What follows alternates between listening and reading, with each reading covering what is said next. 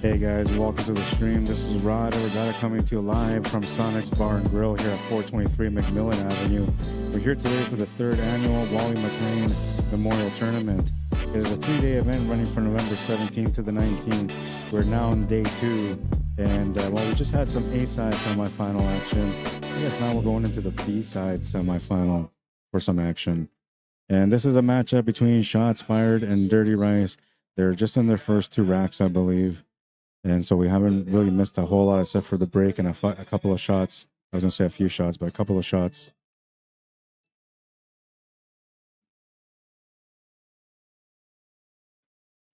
There's Strachan making a nice shot on table number 2. It's going to get perfect for the 8-ball.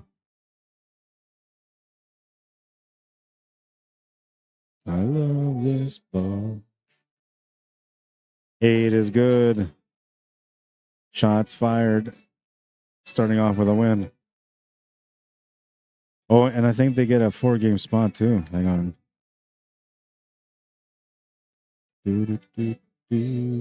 Or yeah, 4-point or 4-game spot, whichever you want to look at it.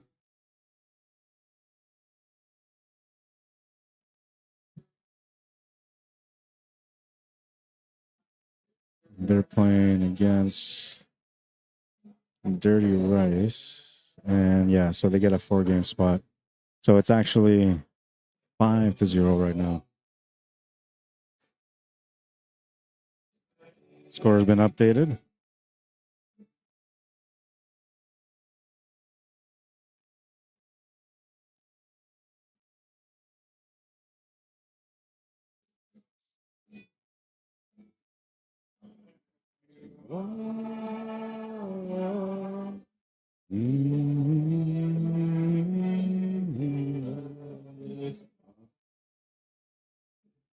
All right, and Rafael Nieto on table number 1 right now from Shots Fired. Trying to finish the table here. Everything's looking good for him. And then table number 2, or on table number 2, we have Darren DeMurco playing. And I'm not sure who he's playing against, but he's breaking next here on this table. Let's start off, I guess, where we always start off with the lineups. Shots Fired, you guys just had a chance to watch them play in the last matchup. They just lost to anybody in the A-side semifinal. That's the team consisting of Rafael Nieto, Darren DeMurco, Jessica Archer, Michael Wong, and Dave Strachan. They have a total of 20 points, I think. Let's see. 4, 8, 10, 15 points as a team. So they get a 4-game spot. And they're playing against Dirty Rice, Marvin Campbell, Mike Frechette, Richard Urbanic, Steve Kenyons, and Huey Chung. They have 5, 10, 14, 20 points exactly. All right, and you're probably thinking like, okay, so how does this work? Like, what do you mean points? So let me get to that. I'll wait till this rack finishes first before I, excuse me, I just kind of whistle into the mic before I get going and showing you guys what I'm talking about.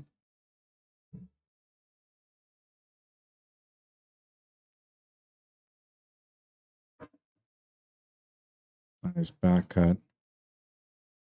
Shots Fired, up 6-0. What can you do? What can you do? Just gotta smile and nod, man. Shake hands and say, hey, and I shoot him.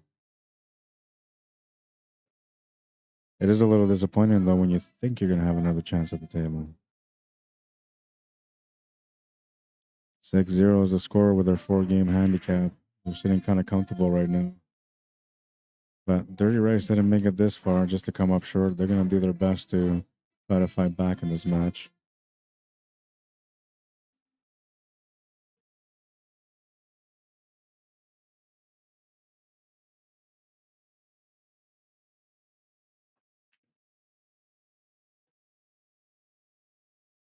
All right, so I guess I'll go with the, the point structure so you guys know what the points are all about and why these guys start off with a 4-game spot. So first of all, third annual Wally Mclean Memorial 8-Ball Tournament rules. It's 25-game format. Race to 13, so the first team to win 13 games wins. They're not going by points, they're going by wins. 5-player teams, maximum of 2 masters per team, and it's a maximum of 20 points per team. So right now, when you're looking at the point system, what I was talking about, a Vegas intermediate, a master, or a premier level player are worth 5 points. Super Vegas players are worth 4 points. Vegas and Cash Plus players worth 3 points. Cash 3 and Cash 2, 2 points. Cash 1 and Novice worth 1 point. So you got to try to build a team that's within that 20-point system. And for you guys to understand a little bit better about what the rating is, so here we play by the VNEA rules, but the structure of the divisions, how they're set up, are a little different than usual. So when we have, like, say, a novice league, we'll call it Fun League or Cash 1. Then you have somebody that's just a little bit better than that. You know, they've been playing a little bit. They can maybe put, you know, a 3-4 ball run type thing. But they still need, like, you know, 4 or 5 turns of the table in the long run. That player will be like a Cash 2 player or a Cash 3 level player. So I feel like Cash 3 level players can pretty much run tables already, but they just don't do it all the time. But they're aware of how to do it, and they're at that point they're kind of already playing with spins. They're starting to understand more about spins. The same thing with Cash Plus level. They're like the middle of the pack. Same with the Vegas level. That's what you would consider like an intermediate player in a standard tournament where there was a novice, intermediate, and advanced. And they can, you know, run tables. They know their spins really well, and they're starting to just learn how to trust the rails and playing with the angles a bit more. So they're in the development stages. Vegas players can run tables more than Cash Plus players can. But I think nowadays they're pretty evened out. Then we have the Super Vegas level players, which are people like myself who've been playing the game for a few years. You know, we have an understanding of what it takes to be able to win. We've been into a lot of events, a lot of competition. We know side spins not extremely well, but I think most of the Super Vegas level players know the spins fairly well. Just not at the highest level, you know, like breaking it down millimeter by millimeter type thing. But then when you go to like the premier level or the Vegas intermediate or the master level, like those guys are like gung ho. So they know the cue ball really well. They know the speed really well. The angles they're comfortable with, playing off the rail they're comfortable with. You know, they can make some trick shots. And I think what makes them the best level of player is that they know when to play a safety. And I don't know, they're just very well disciplined at the table. You know, they don't find trouble areas and go into them. They find trouble areas and stay away from them. You know, and they're always shooting the shot on the right side of the shot instead of being in the wrong spot of the shot where you're gonna end up being in more trouble. It seems like they're always picking the right spot, and that requires a lot of experience, of course, and then a mature level of thinking when it comes to solving the puzzle on the table. So now that I've explained all that, seems like I was talking forever there. I think I was. So let's go through the lineup here. So Rafael Nieto is considered a Super Vegas level player. Darren DeMarco is considered a Super Vegas level player as well. This is shots fired. Jessica Archer is a Cash 1 level player. Michael Wong is a Cash level player. And Dave Strachan, that's their premier guy. Now when we go to Dirty Rice, we have Marvin Campbell, who's marked or ranked premier. Mike Frechette, his teammate from another team, Strokes of Genius, he's also ranked premier. Richard Bannock is ranked Super Vegas. Stephen Kenyons is ranked Vegas, and Hui Chung is ranked Vegas.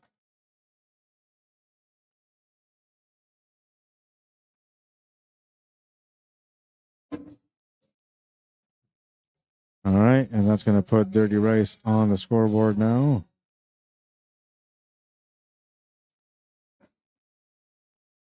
6-1 now, and if you take that 4-game spot away, technically they're only down 1. But when you add that 4-game spot in there, it makes things a little bit more interesting.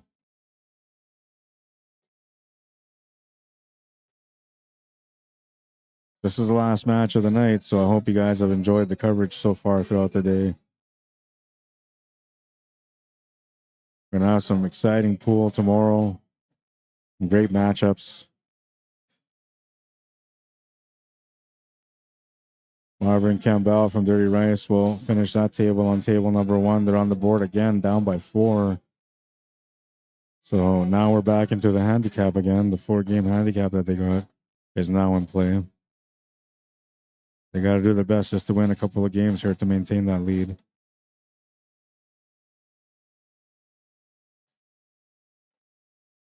We have a couple of fresh racks coming up here too. So we'll have Jessica Archer on table 2. She's going to be playing against Mike Frechette from Dirty Rice. And then on table number 1 on the left, we have Richard Urbanik at the table. He's going to be breaking, and I'm not sure who he's playing against. I'm thinking maybe Dave Strachan.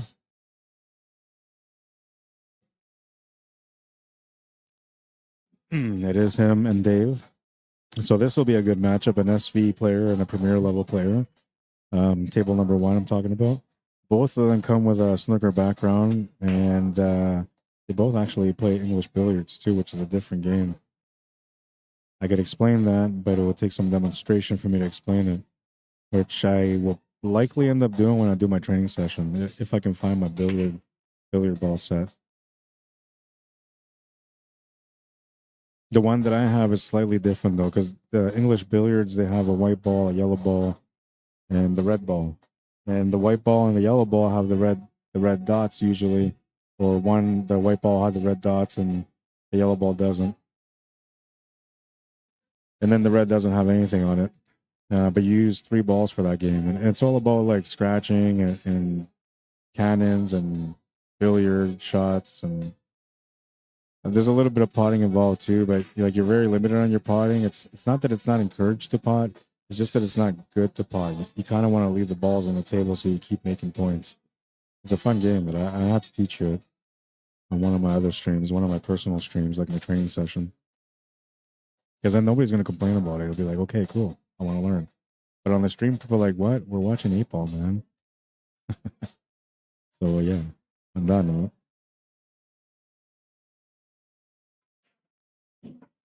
they striking on table number 1 right now from Shots Fired. Mike Frechette on table number 2 from Dirty Rice.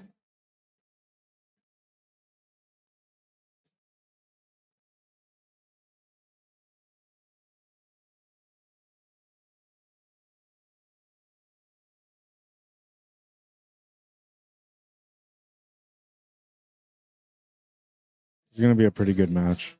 I got a good feeling about it.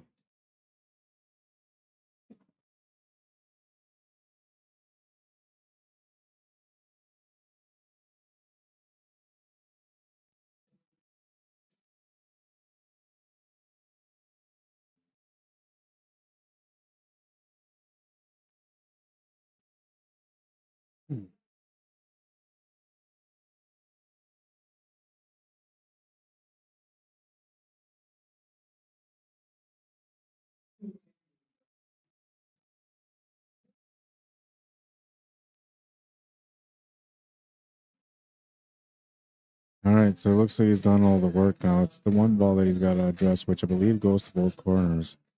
I can see from my point of view that it definitely goes to the top left corner. And I'm assuming that it goes to the top right corner too, because it looks about the same distance on the right side of the one. And now this is interesting because he could shape up for the 4 ball off the 1, and he could take the 1 ball right now.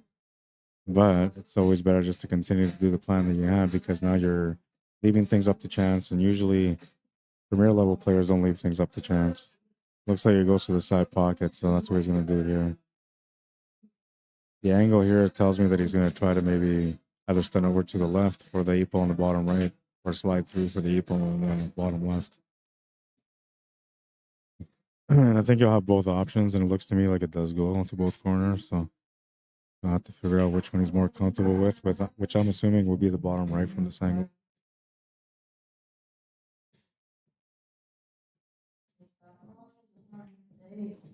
He'll make the shot. Cue ball's going to slow down just before the pocket. Shots fired, 7-2.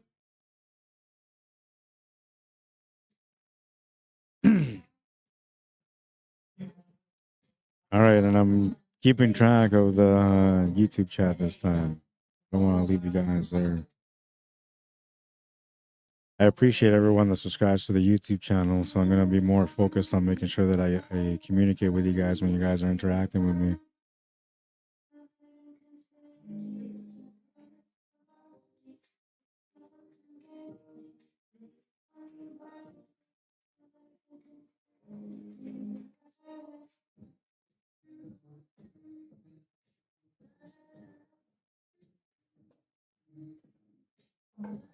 All right, so that's set up now.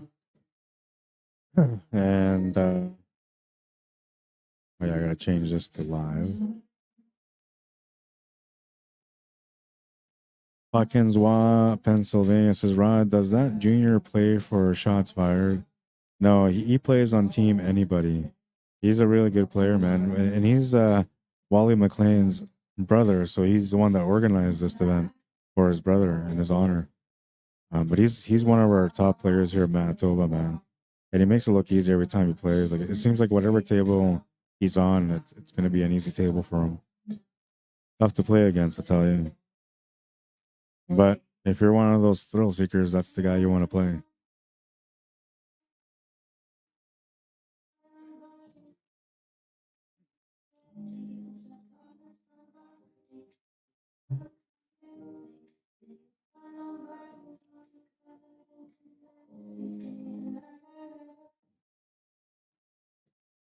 Right now we have Hui Chung on table number 1. He just broke. He's playing against Rafael Nieto from Shots Fired. It looks like it's going to be a dry break, so Rafael's going to get a chance at the table.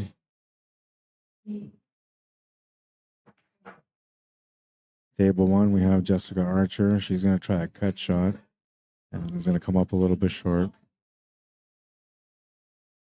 Cue ball kind of jumped off the rail too, and that was just from too much speed, not enough quickness on getting your hand out of the way for it. So you push it through instead. Hawkinswa says, yeah, he is. No, I'm telling you, man. Like you seen him play today, so he plays pretty good. But he's been on some of my streams. So if you go back, what was the date on that one? So not last week, not the week before. Okay, so not last Sunday, not the Sunday before, but the Sunday before that. If you go watch the stream for the Sunday Open, you'll see him play. So, and he played in that tournament and in a couple of matches. But you can see him play on a diamond table, and man, like his cue ball control is top notch, and the way he plays, like the way he strategizes at the table, is very smart, very smart. It's one of the reasons why he's one of the best. You know, he sees all the trouble, man.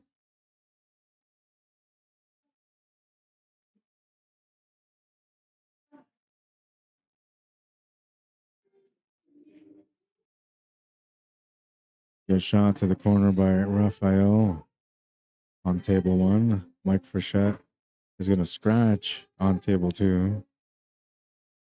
Jessica Archer will get a ball in hand. So shots fired on both tables right now, up by 5. They can be up 9-2 quickly here. They can get these 2 tables.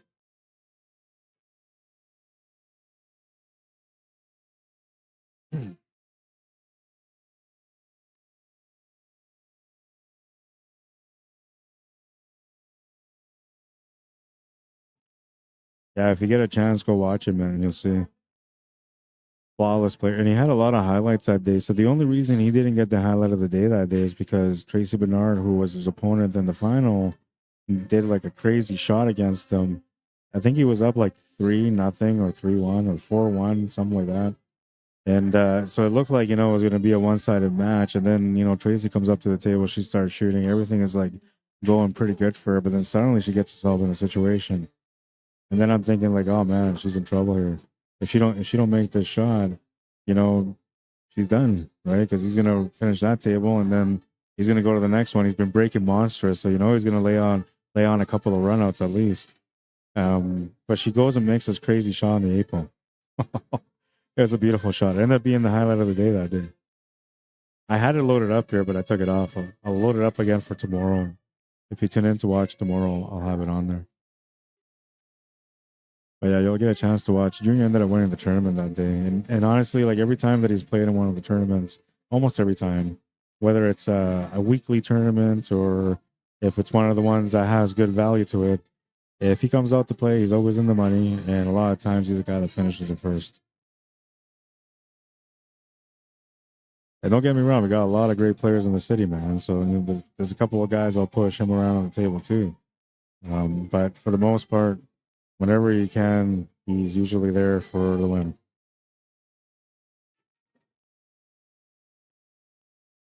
I wonder sometimes why he never tried pro because he's really good, but I don't know. Everybody has their reasons, you know, family, school, work.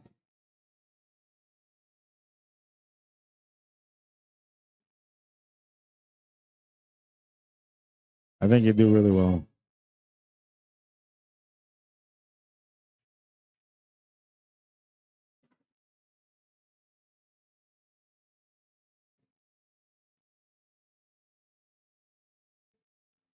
Puckinswa says, "Yeah, I've been watching your streams for about 6 months now, and I'd say he's the best I've seen on here."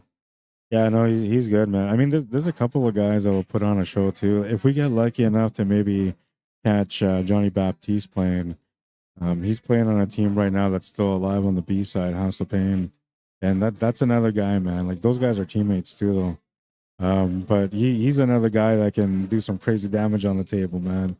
And this guy just looks mean. So no, you're thinking to yourself like, one way or the other, I'm gonna get my butt kicked here. 8-2, Rafael Nieto's gonna win that rack. Shots fired, only 5 away from winning the match. And look at this. Jessica Archer with a chance to be able to get a game under her belt as well. Just looking for the 8 ball now. It's a little bit off angle, you know. You're thinking you might be able to scratch here. I think if you play with like natural spin, you might. I think you gotta add a touch, a little bit of lefts to it, and just a little bit, like not a lot. This is a dangerous shot. I think most people might approach this shot with either a draw, a little bit of left hand spin, or they would go for a bank corner. One of the three. So she's adding a little bit of left to it. She's gonna hit the horn. Nice shot. And her team is pumped for that one, man. Jess missed the scratch. Nice little finish. 9-2 shots fired. Taking off in this match so far. Not much that Dirty Race can do. I mean, they're spotting them 4 games to start, and this team is playing like they should be spotting the other team for. But on the other side of the coin, though, these guys just came off. Shots fired just came off from a big match against anybody. Here's the highlight. Very nice little cut. Hits the horn and just avoids the scratch by putting that left hand spin on it.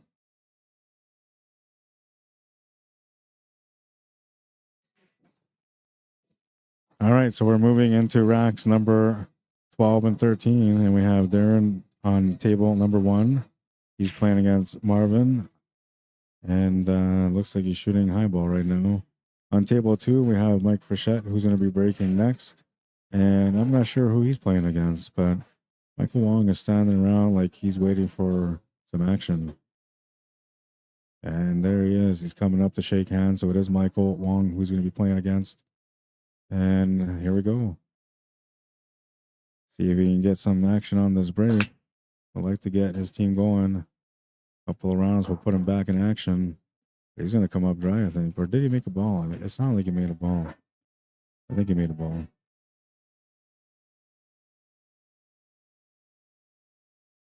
And Darren's got a nice table right now. He's trying to figure out the finish. And the only thing he's got to really figure out here is that I think it's a 10 ball that's sitting just above the 1. Oh, it might be the 14. I can't tell, man. This is the dark set, so it's hard to see. But, you know, the stripe on top of the 1, that's the hard shot. And now where he's at on this table, he's found himself in a situation. Not sure if he can find a pocket here, but he's going to try. There is just enough room to get by. He'll run into the 2 ball, though. And I don't know, maybe it's a blessing in disguise. He's tied up to 2 with a 12.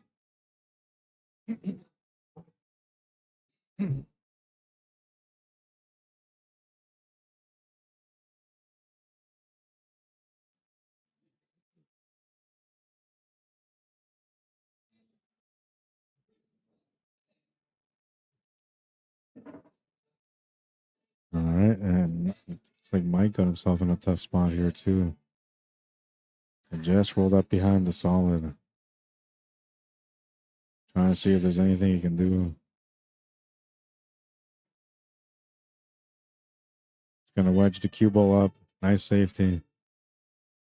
Very nice safety. And, you know, he's going to hit one of these 2 balls because, like, he has to, right? And I think likely he's going to leave the one that's sitting closest to the stripe here in the corner. And I think that's not good. Like, you don't want to move either one of these right now. I think if he could do the kick shot, maybe, well, I don't know. Yeah, I don't know. This is a tough situation to be in. Looks like Marvin played a safety on table 1. That brings Darren from shots fired back to the table.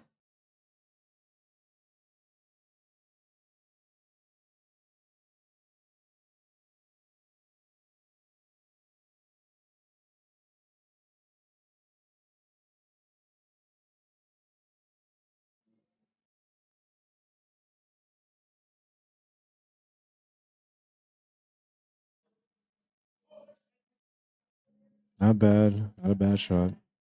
He's left a shot on the 1 ball on table 1.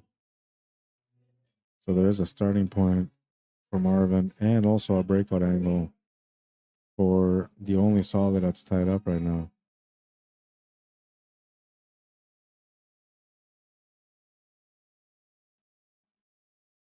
Oh, I thought that combo was automatic, but Mike Fischel will come up short on the combo on table 2.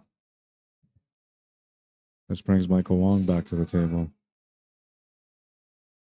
He's got a decent table. Still needs to figure out a finish, so it's not there yet.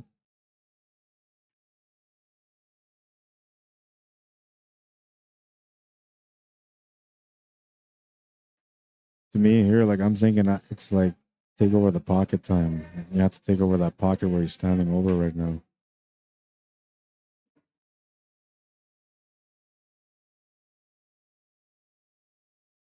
Given though that if he just took the shot and took over that pocket, that maybe Mike Fischel would have tried to play the safety and pot a ball into that corner, take over that pocket himself. So it might have been a waste of time. But I think I would have played that safety there and just took over the pocket. Because even now, like, he doesn't really have much to shoot at. And he's going to be forced to play a safety anyway. But now when he does a safety, his opponent has a table wide open. Unless he hooks him well. And that's going to be tough to do with his layout.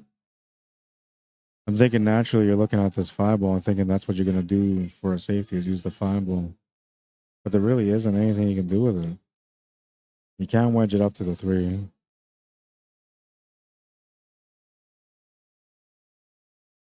You know what I would do maybe is send that stripe that's sitting to the right where he's got his cue right now. I would send that ball to the right where that other solid is. Either put it in front or behind, but I think in front will probably be better.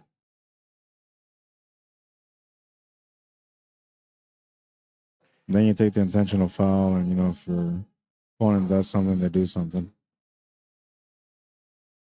Did he just make that combo? Oh yeah, he made a 3-ball combo. Nice shot, man. I saved the shot because it looked to me like he made this beautiful combo. Yeah, he made a nice little 3-ball combo. Just like that, he opens up the table. But unfortunately for him, that pocket is still a problem. Still a problem.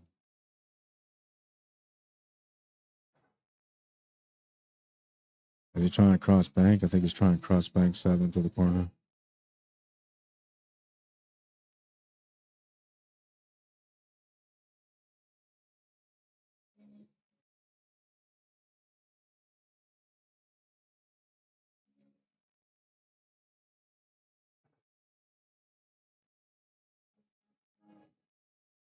Just the 8-ball remaining here on table 1 for Darren.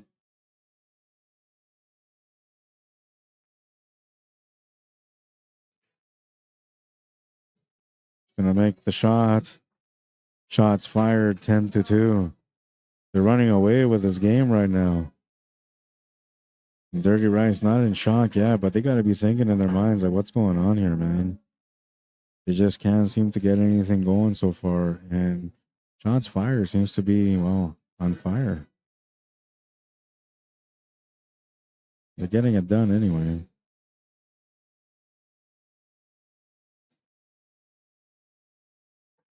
Plays the combo, the 9's going to get tied up. Maybe leave it there. I don't know, man. I don't think you make this ball anyway.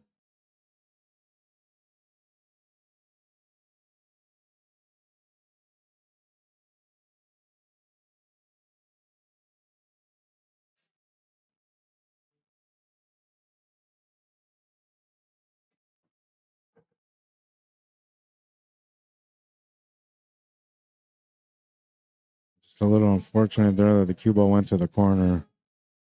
He was looking for just a possibility. And unfortunate for him, he's tied up. The only option he really has here is just to try to hit it or tie something up. He's going to tie something up. Now, technically, he has a disadvantage because he has 1 ball only and it's tied up to the 8-ball. So you're thinking, you know, like for sure the other guy's going to end up winning this game. But I'm telling you right now, man, the other guy's in danger because I've seen many times where a good player like Mike Frechette finds a way to win a match when he has 1 ball and all the odds against him.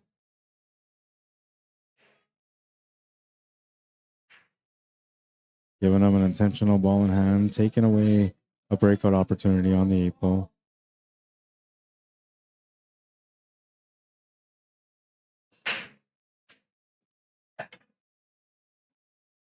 Steve Kenyon's just broke on table number 1. The cue ball is going to fly off the table. Jessica Archer with a ball in hand on a table that looks like it's a 1-pocket matchup table.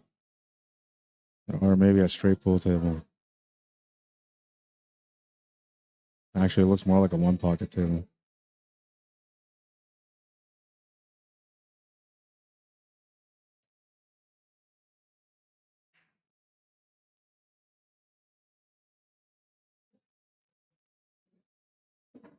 He's going to freeze up to the solid. Oh, he just got enough room to take on the 5 to the corner. Now, I don't know, man. He can make the shot to the side too, so he doesn't have to. But if you go for the breakout here and you get the breakout, there's no guarantee you're going to have a shot on the 4. I think he should have done this first and not after. See? And now he didn't break out that 8-ball. It curved around so close, but it missed the breakout. And now he's got the shot on the 4, which, you know, tough to get back for the 8-ball from there.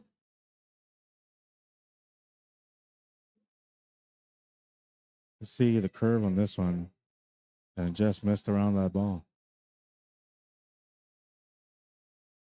Now, you're probably thinking like, oh, that's just bad luck. But was it? I mean, if he broke that ball out, now he's got a problem because he's leaving a wide open table. He didn't break that ball out. The table is still tied up. And that's going to force Mike Frechette into having to play a safety here. Just looking for a hit. That's all he needs. Oh, he's going to go straight into the 8-ball. Oh, no.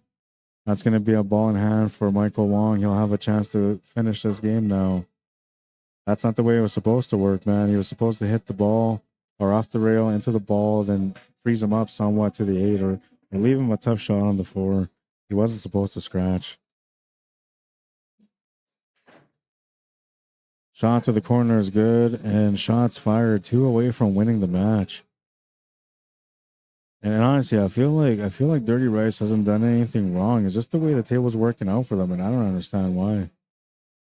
It's weird, man, because the tables haven't been like that, right? All night, all the tables have been, you know, both ways. Anybody could win, but this match so far seems like all the rolls are going towards shots fired.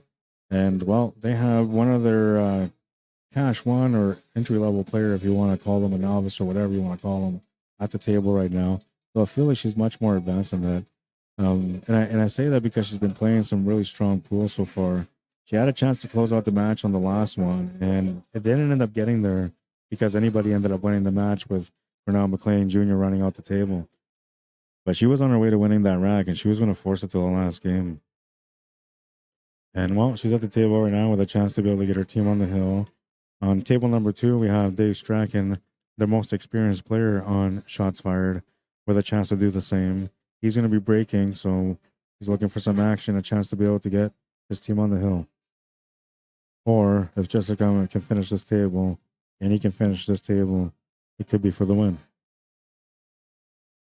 I don't feel like it's going to be like that, though, man. Something tells me this is going to be a good matchup, so there's still a match left. They just have to survive the moments, which so far they haven't been able to do much about those moments.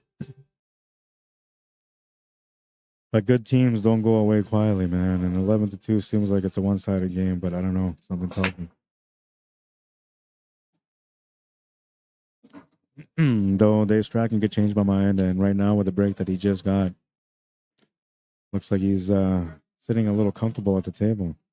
That's if he can see the stripe, because I don't know if he can. And the solids don't look very good unless he starts off with a 2-ball to the corner. And then the table looks beautiful at that point. But I feel like he can make this 12-ball past the 3. And if he can, then he's okay to take stripes. The 9-ball is just slightly ahead of the 2-ball, so that gives him a little bit of a vantage point if he takes the stripes.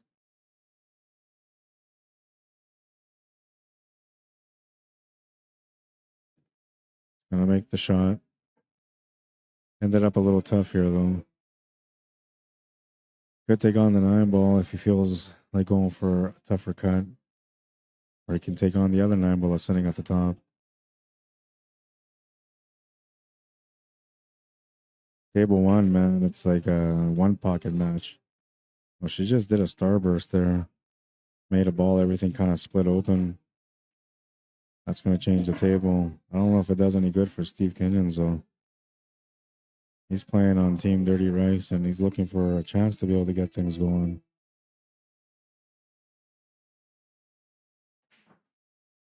Try to get the 3-ball, will just come up short. Dave Strachan still at the table on table 2.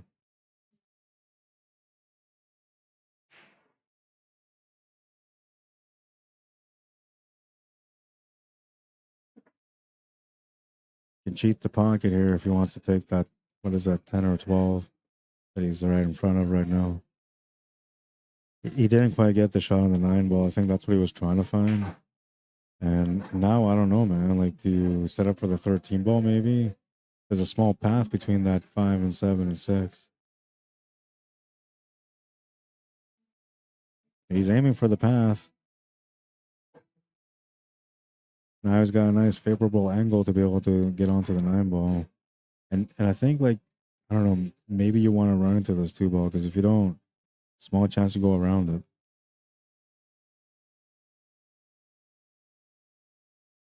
But then if you go onto it and you end up over top, you're in trouble. Yeah, that's good. He needed to get that out of the way. This is going to give him a nice little draw shot angle, too, to get back for the 11-ball. He also has a bit of a forward angle, but it's not going to help him here. It's going to be a draw, and he needs to stay away from this 2-ball.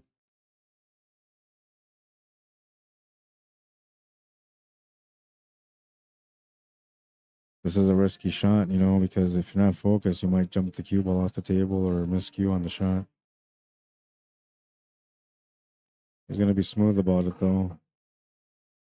A little gentle push off the rail from the horn is going to help him get set up for the 11-ball.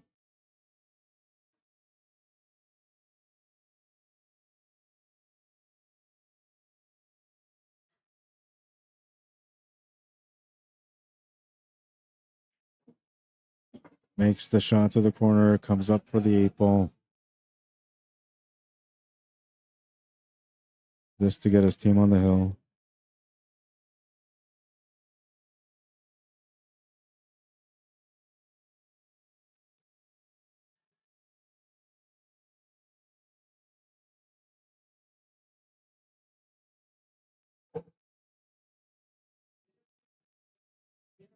That's going to put their team on the hill. Shots fired on the hill, 12-2. And that's the only way I can see this game maybe ending quick, is if Dave was able to do what he just did on that table. So now Jessica has a chance to close out the match, and they got lots of breathing room, so there's no pressure for her to perform well. That should help her a little bit. This table's a little nasty though.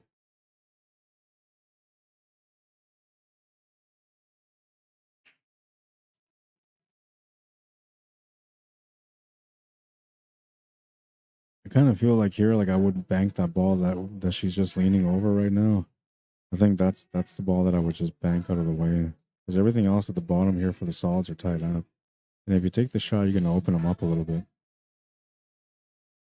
See, now so she opened the table up a little bit, and she's left the shot on the 5.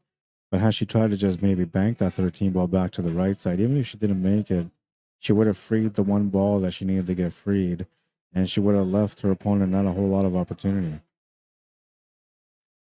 You would have to play some incredible shape to be able to get back up to that area.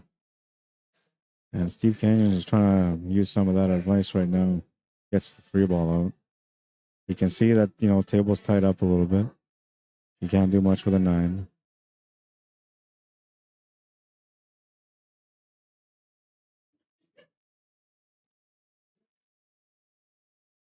Rafael Nieto's going to be breaking on table 2. He'll be breaking for the match. First time his team gets to break for the match.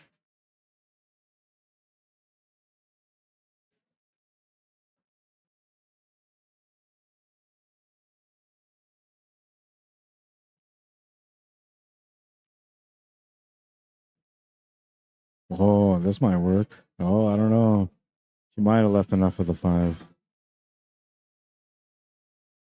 Steve should play a safety here. I don't think the bank might help him. He was going for the 5 ball. Just missed the contact for the contact that he was looking for. And now Jessica will have a long combination shot. Unless she can see this 14. If she can, then she can make that ball. But I don't think it's worth it to make it. I think if you're going to make that ball, then you have to play the combo. So that way you have a shot and a follow-up. But, you kind of need position too. The more variables you add into the shot, the harder the shot becomes.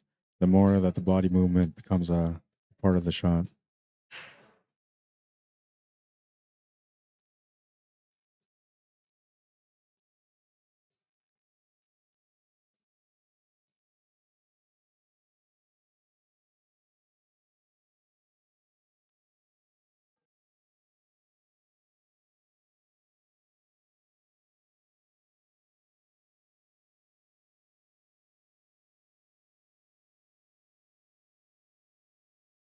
Really nice break here. Just came up a little bit funny on this one here, but he's got a nice possibility to be able to get out still. We'll have to take this shot to the side pocket. He doesn't have any other choice. And the finish is going to be a little bit more challenging. But he does have another stripe there available, so technically he's not that bad. The only thing is if he takes the shot to the side pocket, he might get stuck with a combination next. So you kind of almost have to take the 9 ball. And then if you take the 9 ball, you have to kind of run towards the 8 ball. And there's a chance that you might pot that 8 ball in the side pocket from that. If you try to avoid that by focusing where the cue ball is going to hit the 8 ball, now you're taking away from the shot.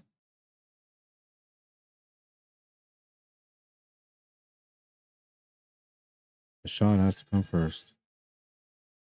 And that's even if he goes to the side pocket.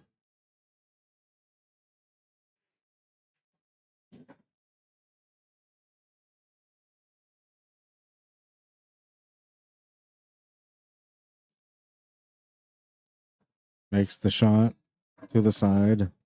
Has the corner available. The 9's moved into a different area, but it's still okay. It's not in too much trouble yet. Just has to play a positional shot for it. Looks like he's done just that. All he's got to do is make the shot, draw back a little bit for the 8 ball, and that'll be the end of the match. Steve Canyon's right now at the other table, trying to figure out how to get out of trouble here.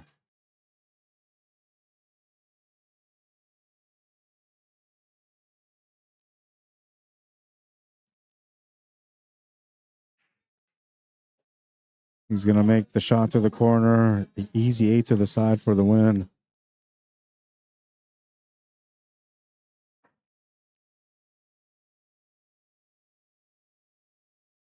Shots fired with a one-sided match.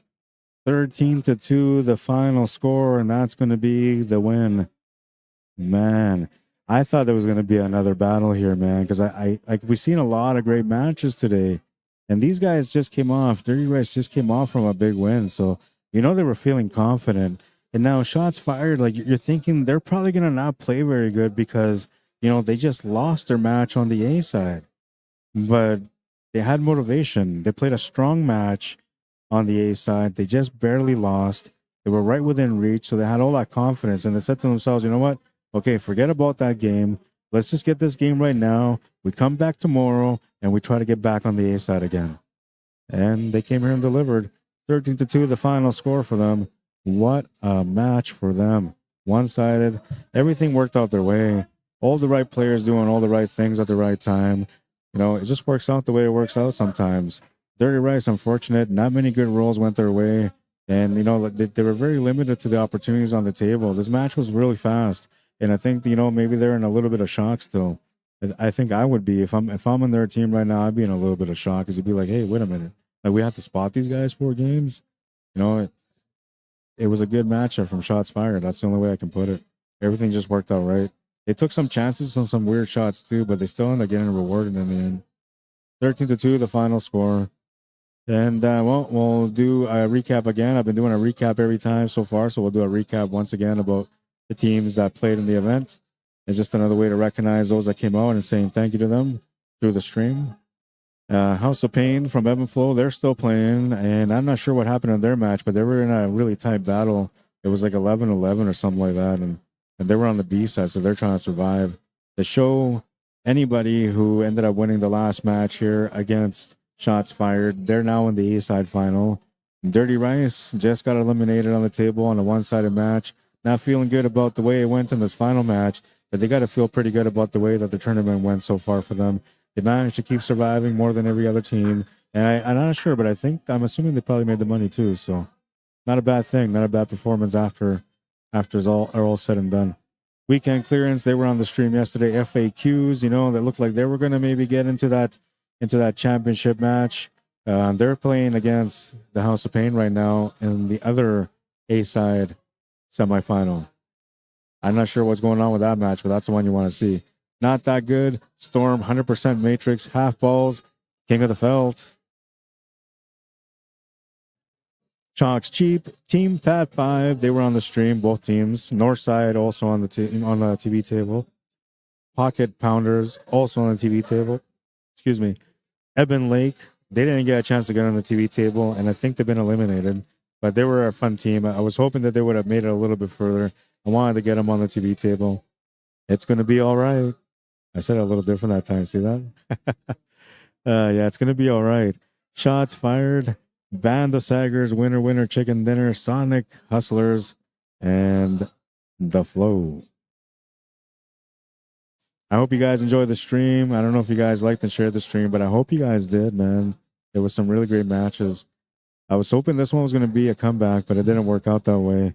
It's just things worked out the way they worked out, and then the right players came into play. Them having Dave Strachan and Rafael Nieto back-to-back on that round helped them out huge because both those guys delivered the wins, which ended up getting them the win at the end. All right, so we went through everything, and we'll do a couple of pictures again. I'm going to be changing these pictures tomorrow. Here's some pictures of Wally and his dad, Chief Wally Mclean Sr., and his brother, who organized this event in his honor, Wally Mclean Jr. We'll just do the family ones real quick. Here's Mom Lisa and Wally.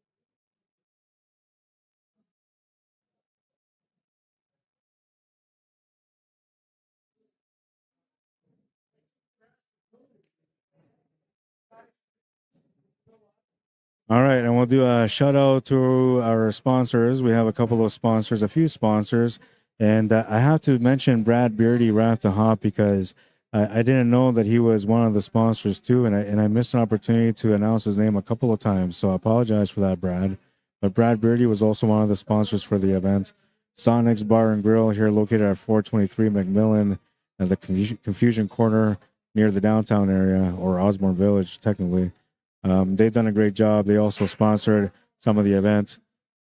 Active Pool League, they provided the tables and also sponsored some money for the event. Shout out to them. You want to find them on Facebook, you can look them up under Active Pool League. I think it's Active Pool League or Active Pool League of Manitoba. I'll have to confirm that. I'll let you guys know tomorrow.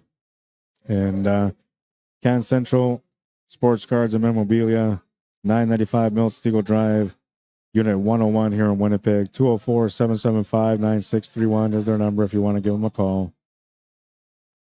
Shout out to Junior as well for doing a great job in the tournament.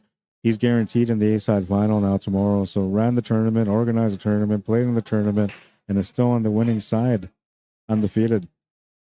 That's props, man. If you're looking for an event to go check out, that's coming up soon. January 3rd to the 7th, Victoria, BC, 11th Annual Vancouver Island Championships. It is a CCS event, so if you play for CCS on a league, you'll have weeks you'll be qualified to play. You can just register. If you play for ACS in the States, you can also play in this event. And they say this is one of the most beautiful events for CCS, so you might want to check this one out.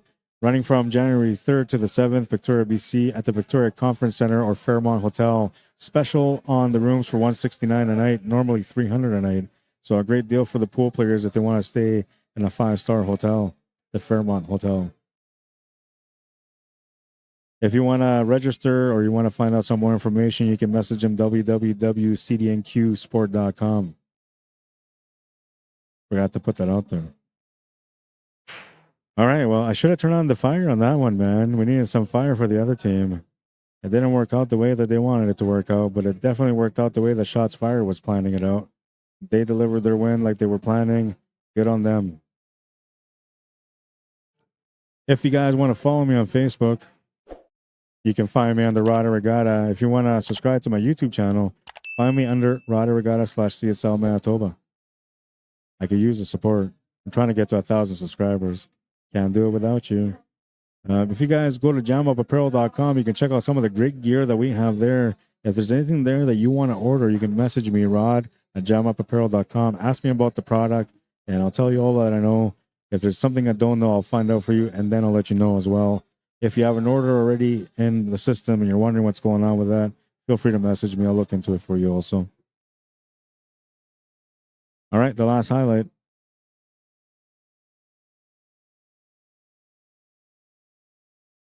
It was an unbelievable miss on the breakout. Like, how did that ball just go right around that 9 ball? Good shooting, man. How did it do that? I don't know. It's not supposed to do that.